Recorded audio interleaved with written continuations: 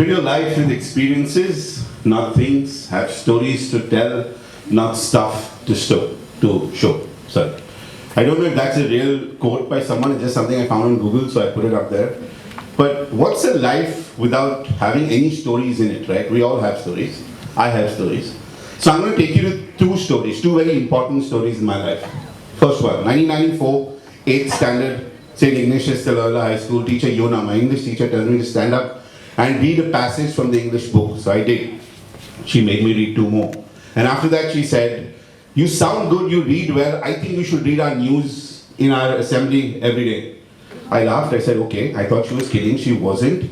And after that first news reading, every essay competition, every elocution competition, I was a bakra. Now that was a sentiment at that time. I didn't know that the dots had already started connecting for me. Teacher Yona, may her soul rest in peace, lost her a few years to cancer. That's story 1, keep it there. Story 2, 5 a.m. Saturday morning, 13th March 99. I'm staying with my aunt, my dad's sister. I'm pacing up and down with my economics book in hand because I'm preparing for the 12th standard last paper, which is to be on Monday, economics, 5 a.m. Get a call that my dad passed away. Now, it doesn't get worse than that, right? Wait, it did. I had just got my admissions in IHM, Bombay, and I'd also got my admissions in Le Cordon Bleu in New Zealand, which is one of the finest hotel management colleges in the world. So things were just about to get worse. Ladies and gentlemen, remember New Zealand, right? I'll get you back to that. If my dad had survived 1 more month, he would have paid the fees and then my family would have been forced to pay the remaining, but he didn't. So I did the next best thing. I did a 1-year diploma in hotel management and started working in Taj Caterers. 1 year, worked there, and then moved to the starting up BPO industry, 2001. That's the first BPO team that I was a part of. Remember, this was not an active choice. The BPO was just physically less training than the hospitality and more money. Easy, more money, my lifelong nemesis. Biggest mistakes, but that's what I always ran after. So I moved on. I stagnated. I grew really well in the BPOs, right? Because remember teacher Yona, you speak well, you sound good, that's what the BPOs needed. I did really well, I grew, I made a lot of money. Before I knew 5 years in that industry, I was ready for the next level. Next level, I wasn't ready. Because I hadn't done what I had to do, I was not a graduate, I stagnated very bad, it hurt really bad. You've heard of this? Big fish, small pond, small fish, big pond. Subconsciously, I was taking that choice for myself all the while. Not realizing I never became VP Barclays, VP TCS, because that's where my current peers are at. I always remained with companies that were either shutting down because of lack of funding or partners having a fight. And for the first time, I felt like a failure. Well, it sounds like I only had failures professionally, but trust me, through all of that, I was also learning how to wonderfully screw up my personal life and financial life also. I confused sex for love way too many times. I got dumped more than I dumped. At 24, I got divorced. The girl found someone more handsome, more richer than me in New Zealand. Ladies and gentlemen, New Zealand.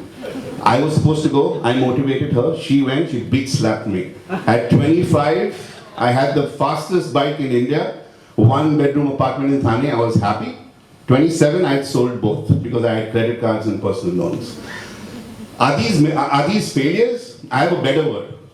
Fuck-ups. Personally, self-inflicted fuck-ups. But fuck-ups are good, right? They're failures in themselves. They give you a chance to learn and not make those mistakes. I never made those mistakes. I gloriously made new ones. Except one. The confusion between sex and love just keeps going on. That one I keep repeating. I don't know why. It just, doesn't seem to leave me. But I moved on, right? Learning, growing all the time. It sucks, but it instructs at the same time. Currently, I'm not doing that bad. I'm currently consulting with companies run by people far more educated than me. I still have 2 credit cards, but I've just learned how to pay my bills on time and balance transfer. So it takes care of all of that. I never really scared of failing, but this guy scares the living daylight out of me. He's my son. His name's Lucas, bearer of light, is what it means.